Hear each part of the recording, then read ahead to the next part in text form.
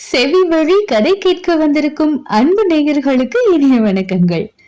எழிலன்பு audio novels சேனலுக்கு உங்களை அன்புடன் வரவேற்கும் நான் உங்கள் பிரீத்தி திலீபன்.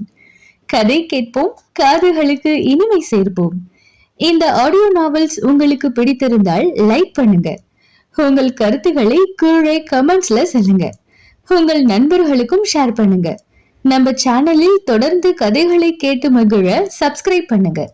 கூடவே நோட்டிபிகேஷன்ஸ் பெற பெல் பட்டனையும் தட்டி விடுங்க. இப்ப கதை கேட்கலாம் வாங்க. எழுத்தாளர் எழிலன்பு அவர்களின் ஜதியோடு சதிராடு, அத்தியாயம் 3. அதிகாலை 4 மணிக்கெல்லாம் அலாரம் அடிக்க கண்கள் என்னும் உறக்கத்திற்கு கெஞ்சினாலும் அலுத்து கொள்ளாமல் வேகமாக படுக்கையை விட்டு எழுந்தான் நிருபன். காலை வேளைகளை முடித்து குளித்து தயாராகி வெளியே வந்தபோது சமையலறையில் விளக்கு எரிந்து கொண்டிருந்ததை கண்டவன் தலையை உலுக்கி சலித்து கொண்டான். விறுவிறுவென்று சமையலறைக்குள் நுழைய அவன் நினைத்தது போலவே பத்மா ஏதோ சமைத்து கொண்டு இருந்தார். அம்மா, ஏமா இப்படி பண்றீங்க? தூங்கினதே லேட், அதுக்குள்ள உங்களை யாரு எழுந்து வர சொன்னது என்று கடிந்து கொண்டபடியே அவரை நெருங்கினான். நீ என்ன கேட்டாலும் நானும் திருப்பி அதே கேள்வியே கேட்பேன். உன்னால பதில் சொல்ல முடியுமா? முடியும்னா என்ன கேள்வி கேளு என்று மகனின் பக்கம் திரும்பி பார்த்துவிட்டு மீண்டும் தன் வேலையை தொடர்ந்தார் பத்மா.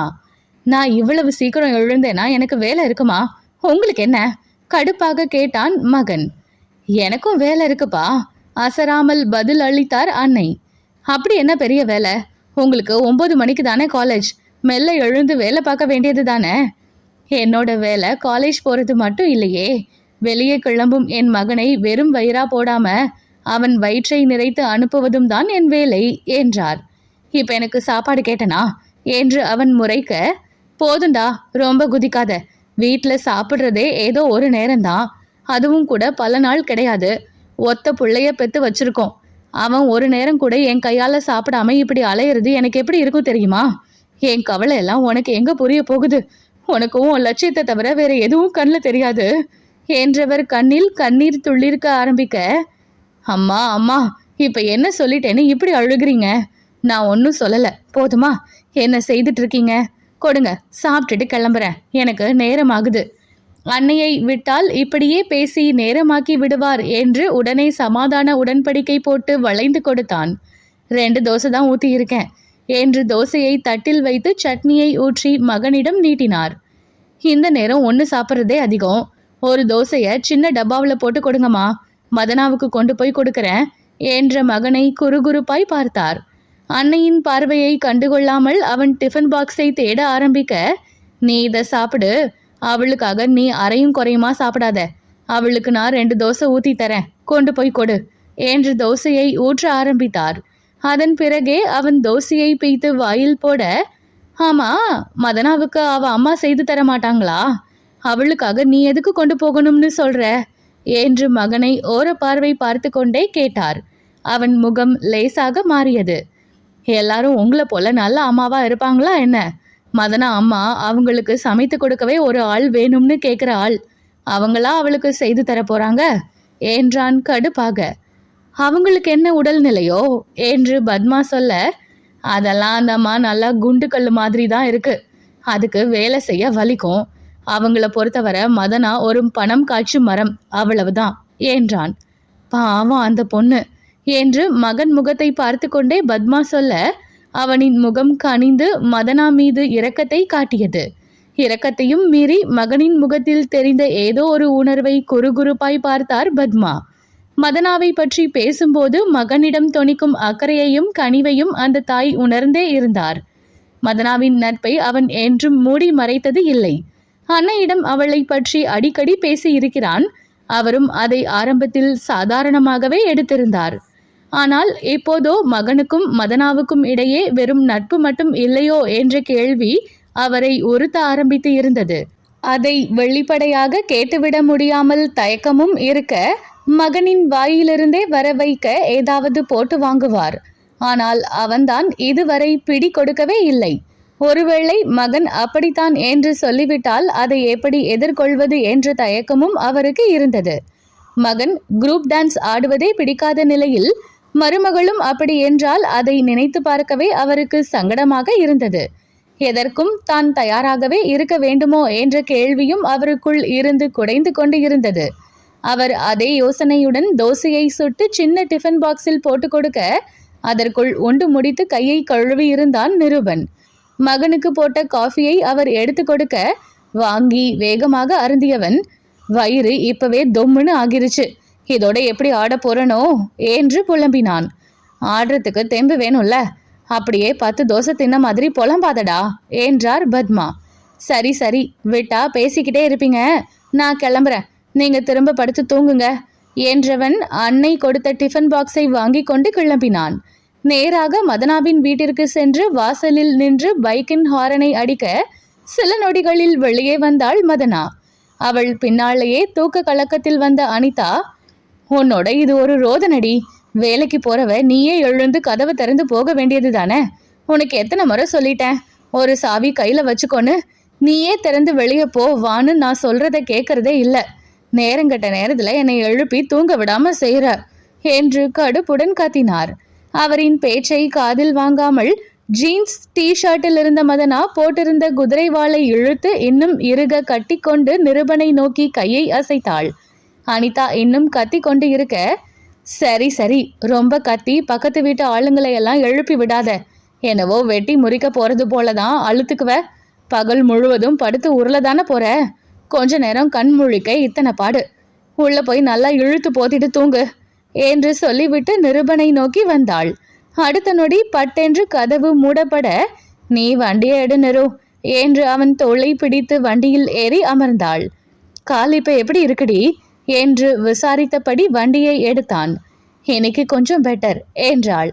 காலங்காத்தாலேயே உன் அம்மா கிட்ட ஏண்டி பேச்சு வாங்குற, உங்க அம்மா சொன்ன மாதிரி நீயே சாவியை எடுத்து வீட்டை பூட்டிட்டு வர வேண்டியது தானே என்றான். எனக்கு என்ன அதை செய்ய தெரியாதுன்னு நினைக்கிறியா, காரணமாக தான் நானே பூட்டாம அம்மாவுக்கு வேலை வைக்கிறேன். அப்படி என்ன காரணம், நானும் ஒருத்தி அந்த வீட்டில் இருக்கேன்னு என்கிட்ட பணம் வாங்கும் நேரம் தவிர என்னை பற்றிய ஞாபகம் என் அம்மாவுக்கு வர வேண்டாமா, இப்போ நானே சாவி வச்சுக்கிட்டேன்னு வச்சுக்கோ, நான் எப்போ வெளியே போகிறேன் எப்போ வீட்டுக்கு வரேன்னு கூட எங்கள் அம்மா கண்டுக்காது என்று அவள் தோளை குழுக்க கண்ணாடி வழியாக அவள் முகம் பார்த்தவனின் மனம் ஏதோ செய்தது. அவன் அமைதியாக வர, என்ன நிரு, ஃபீல் ஆகிட்டியா என்று அவனை நெருங்கி அமர்ந்து கொண்டாள். நான் ஃபீல் ஆகி என்ன ஆக போகுது, சரி அதென்ன, நீ வீட்டுக்கு வரும் நேரம் பற்றியும் அம்மாவுக்கு கவலை இல்லைன்னு சொல்ற, உன்னோட பேட்டாவை வாங்கவாவது நீ எப்போ வீட்டுக்கு வருவன்னு அவங்க துடிச்சிட்டு இருப்பாங்களே என்றவனிடம் நக்கல் இழைந்தோடியது. அவள் முகம் லேசாக கன்றியது. ஆனாலும் சமாளித்து கொண்டு, அதுலேயும் ஒரு கணக்கு இருக்கு என்றாள். அப்படி என்ன கணக்கு, நான் வாங்குற பேட்டாவில் ஒரு பங்கு அப்படியே எங்கள் அம்மா கிட்ட கொடுக்கணும்னு ஒரு டீல் இருக்கு, நானே கொடுக்கலனா அதை எப்படி என்கிட்ட இருந்து வாங்குறதுன்னு அம்மாவுக்கு நல்லாவே தெரியும், கொஞ்சம் இருக்கிற நிம்மதியையும் ஏன் குறைச்சிக்கணும்னு நானே கொடுத்துருவேன், எப்படியும் அவங்களுக்கு சேர வேண்டிய காசு வந்தே தீரும்னு நான் வீட்டுக்கு வரும் நேரம் பற்றியெல்லாம் கவலைப்பட மாட்டாங்க என்றாள். இவங்க ஏன் இப்படி இருக்காங்க, அவங்க உன்னை பெத்த அம்மா தானே, கண்ணாடி வழியே அவள் முகம் பார்த்து சந்தேகமாக கேட்டான் நிருபன். அவன் தோளில் நாடியை வைத்து அவனின் தலையில் லேசாக முட்டியவள், பெத்த அம்மாதான், அதுல என்ன உனக்கு சந்தேகம் என்று சன்ன சிரிப்புடன் கேட்டாள். எனக்கு நம்பிக்கை இல்லை போ என்றான் கடுப்பாக. விடு நிரு, அவங்க அப்படிதான், ரொம்ப சொகுசா வாழணும்னு அவங்களுக்கு ஆசை, அப்பா இருந்தவரை அது நடக்கல, இப்போ என்கிட்ட எதிர்பார்க்கறாங்க என்றாள். இருவரும் பேசிக்கொண்டே ஷூட்டிங் ஸ்பாட் வந்து சேர்ந்தார்கள். பைக்கை நிறுத்திவிட்டு அவள் இறங்கியதும் பைக்கின் முன்னால் இருந்த பையிலிருந்து டிஃபன் பாக்ஸை எடுத்து அவளிடம் நீட்டினான். அம்மா தோசை சுட்டு கொடுத்தாங்கடி, பிச்சு வாயில போடு, ஷூட்டிங் ஆரம்பிச்சிட்டா அப்புறம் எப்போ சாப்பிடுவோம்னு தெரியாது என்றான். ஆமாண்டா, அதுவும் இன்னைக்கு ஹோலி டைப் டான்ஸ், உடம்பெல்லாம் கலர் பூசிட்டு அதோட சாப்பிடலாம் கஷ்டமா இருக்கும், நல்ல வேளை கொண்டு வந்த, தேங்க்ஸ்டா என்று ஆவலாக அவள் வாங்க, லூசு உன் தேங்க்ஸை இங்க யாரு கேட்டா என்று அவளின் தலையில் லேசாக தட்டினான். அவள் அதை பற்றியெல்லாம் கவலைப்படாமல் வண்டியில் சாய்ந்து நின்று உணவை உண்ண ஆரம்பித்தாள். அவள் உண்டு முடித்ததும் இருவரும் உள்ளே செல்ல வேலை நேரம் அவர்களை இழுத்து கொண்டது. ஹோலி பண்டிகையை நாயகனும் நாயகியும் கொண்டாடும் விதமாக எடுக்கப்படும் பாடல்தான் அன்று முழுவதும் படமாக்கப்பட்டு கொண்டு இருந்தது. குரூப் டான்ஸ் ஆடும் அனைவரும் கலர் பொடிகளை பூசிக்கொண்டு தான் செட்டிற்குள் சுற்றி கொண்டு இருந்தனர். அதனுடன் நடனமாடிக்கொண்டே ஒருவர் மீது ஒருவர் வண்ணத்தை தூவிக்கொள்ள வேண்டும். வரிசையாக என்று இல்லாமல் கூட்டமாக படமாக்கப்பட்டு கொண்டு இருந்தது அப்பாடல் காட்சி. நடன குழுவினர் மட்டும் இல்லாமல் பொதுமக்களும் இருப்பது போல் ஆட்கள் சுற்றிலும் நிற்க வைக்கப்பட்டதால் அந்த இடமே கூட்டமாக இருந்தது. அனைத்தையும் கவர் செய்வது போலும் ஹீரோ ஹீரோயினியை மட்டும் தனித்து காட்டுவது போலும் மாற்றி மாற்றி படமாக்கப்பட்டது. கூட்டமாக இருந்ததால் நிருபன் ஒரு பக்கம், மதனா ஒரு பக்கமுமாக ஆடிக்கொண்டு இருந்தனர். கலர் பொடியை தூவியதால் மதனாவின் கண்களிலும் அது விழ ஒரு நொடி தடுமாறி போனாள். அதே நேரம் யாரோ அவள் மீதும் வண்ண பொடியை பூச சட்டென்று அதிர்ந்து பின் வாங்கினாள். அவள் மேல் யாரோ தவறாக தொட்டிருந்தனர். கண்களை திறந்து பார்க்க முயன்றால் முடியவில்லை. கண்கள் எரிந்தன. கூடவே தன் மேல் பட்ட கையின் ஸ்பரிசத்தில் அருவருத்து போனாள். அந்த சூழ்நிலையில் என்ன செய்வது என்று அவள் தடுமாறி கொண்டு இருக்கையில் அவளின் கையை பற்றி யாரோ அவளை சுழல விட்டனர். கூடவே மீண்டும் அவள் மீது அநாகரிகமாக தொடவும் செய்ய யாரோ வேண்டுமென்றே மீண்டும் மீண்டும் செய்வது உறுதியாகி போக கனலாய் கொதித்து போனவள் வேகமாக தன்மேல் பட்ட கையை தட்டிவிட்டாள். ஆனால் மீண்டும் அவள் மீது தொடுகை நிகழ, "ஹேய்!" என்று ஆத்திரத்துடன் கத்தும் போதே அவள் தோளில் ஒரு கரம் படிய, "சி, யாருடா நீ?" என்று பல்லை கடித்து கொண்டு பட்டென்று திரும்பி அவனை அடிக்க கையை உயர்த்தினாள். "ஹே மதனா, என்னடி?" "நான் தான்" என்று நிருபன் குரல் காதருகில் கேட்டதும் சட்டென்று உடைந்து போனவள் அவனை ஒண்டிக் கொண்டாள். "என்னாச்சு மதனா?" என்று கேட்டவன் கூட்டத்திலிருந்து அவளை விலக்கி அழைத்து போனான். அதே நேரம் படப்பிடிப்பிற்கும் பிரேக் விட்டு இருக்க கூட்டமாக ஆடிக்கொண்டிருந்தவர்களும் ஆங்காங்கே கலைந்து நின்றனர். மதனாவை தனியாக அழைத்து வந்த நிருபன் அவள் இன்னும் கண் திறக்க சிரமப்படுவதைக் கண்டு, "என்னடி, கண்ணில் விழுந்துருச்சா?" என்று கேட்டுக்கொண்டே தனது கைக்குட்டையை எடுத்து அவள் கண்களை துடைத்து விட்டான். அதில் கொஞ்சம் சரியாக சிவந்த கண்களுடன் அவனை பார்த்தவள் கண்களில் கண்ணீர் தேங்கி இருந்தது. "இன்னும் கண் உறுத்துதா?" என்று கேட்டு அவன் மீண்டும் துடைத்துவிட கண்ணீர் என்னவோ நிற்காமல் வடிந்து கொண்டே இருந்தது. "என்னடி இது, தண்ணி வச்சு கண் கழுவி பார்க்கறியா?" என்று கேட்டவன் தண்ணீர் எங்கே என்று தேட முயல அவன் கையை பிடித்து நிறுத்தியவள், "கண்ணுக்கு ஒண்ணுமல்ல, விடு" என்று திணறியபடி சொன்னாள். "அப்ப ஏண்டி என்னை அடிக்க வந்த?" அவன் யோசனையுடன் கேட்க, "நிரு" என்று உதடு துடிக்க அழைத்தவள், "என் மேல யாரோ தப்பா கை வச்சுட்டாங்கடா" என்றாள். "யாரடி அது, எங்க?" என்று ஆத்திரத்துடன் கேட்டு அவளை ஆராய்ச்சியாக பார்த்தவனின் கண்கள் கோபத்தில் சிவந்து போயின. அவளின் கழுத்துக்கு கீழ் எவனின் கைத்தடமோ சிவப்பு வண்ணத்தில் அப்படியே பதிந்திருந்தது. அதற்கு மேல் அவளை அப்படி பார்க்க முடியாமல் துடித்து போனவன், "எந்த நாயிடி அது?" என்று பல்லை கடித்து கொண்டு ஆத்திரத்துடன் கேட்டான். "தெரியல நிரு, கண்ணில் கலர் பொடிய வேற தூவி விட்டுட்டு அந்த நேரத்துல இப்படி பண்ணிட்டான்" என்றவள் அருவெருப்பில் கூசி போனாள். "எந்த தெரு பொறுக்கி நாய் அது?" என்று கேட்டுக்கொண்டே தங்களை சுற்றிலும் பார்த்தான். உடல் முழுவதும் கலர் பொடியை அப்பிக்கொண்டு அனைவரும் ஆங்காங்கே நின்று பேசிக்கொண்டு இருக்க அவர்களில் யார் என்று அவனால் கண்டறிய முடியவில்லை. அனைவரின் கையிலுமே வண்ணங்களின் கலவை. அதில் சம்பந்தப்பட்டவனை தனிப்பட்டு எப்படி கண்டு அறிவது? இயலாமை கோபத்தை உண்டாக்க நிருபனின் ஆத்திரம் கட்டுக்குள் அடங்கவில்லை. அதற்குள் ஷூட்டிங் ஆரம்பிக்கப்பட மீண்டும் இருவரும் கூட்டத்திற்குள் கலந்தனர். ஆனால் இந்த முறை அவளுக்கு பாதுகாப்பாக அருகிலேயே இருந்து கொண்டான். பாடல் முடியும் தருவாயில் எடுக்கப்படும் காட்சியை படமாக்கி கொண்டு இருக்க இப்போது மேலும் வண்ணங்களை தூவிக்கொள்ள சொல்லி இருந்தனர். அந்த சந்தர்ப்பத்தை பயன்படுத்தி மீண்டும் தன் அருகில் யாரோ நெருங்குவது போலிருக்க பயந்து போனாள் மதனா. அதே நேரம் அவளை நெருங்கியவனை நிருபனும் கண்டுவிட்டான்.